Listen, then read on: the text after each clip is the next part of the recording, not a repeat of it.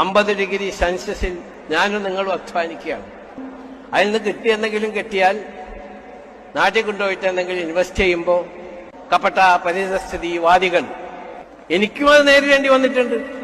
ഞാൻ 5000 ആളുകൾ 5600 ആളുകൾ ജോലി ചെയ്യുന്ന ലുലു മാൾ അവിടെ കെട്ടിപ്പൊക്കാൻ വന്നപ്പോ പറഞ്ഞു യൂസഫ് അലി കയ്യേറി, അതായി ഇതായി.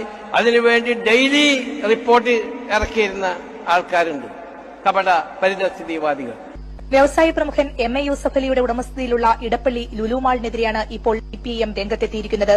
മാളിന്റെ നിർമ്മാണ പ്രവർത്തനങ്ങൾ മുനിസിപ്പൽ ആക്ടിന്റെയും ബിൽഡിംഗ് നിർമ്മാണ ചട്ടങ്ങളുടെയും നഗ്നമായ ലംഘനമാണെന്ന് CPIM എറണാകുളം ജില്ലാ സെക്രട്ടറി CM ദിനേശ് മണിയും P രാജീവ് MPയും സംയുക്തമായി നടത്തിയ വാർത്താസമ്മേളനത്തിൽ ആരോപിച്ചു.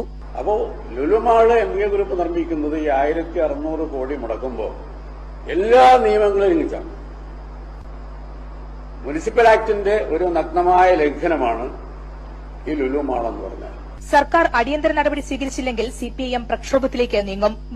അത് കഴിഞ്ഞെല്ലാം തുടങ്ങി ലുലുമാള് സ്റ്റാർട്ട് ചെയ്തതിന് ശേഷം ഞാൻ ചെന്ന് നോക്കുമ്പോണ്ട് ഈ TV വന്നിരുന്ന ആള് മക്കളും പേരക്കുട്ടികളൊക്കെ ആയിട്ട് അവിടെ വന്ന് ചായ കുടിക്കുന്ന സുഖമായിട്ട്. ഇതുണ്ടായ സംഭവമാണ്.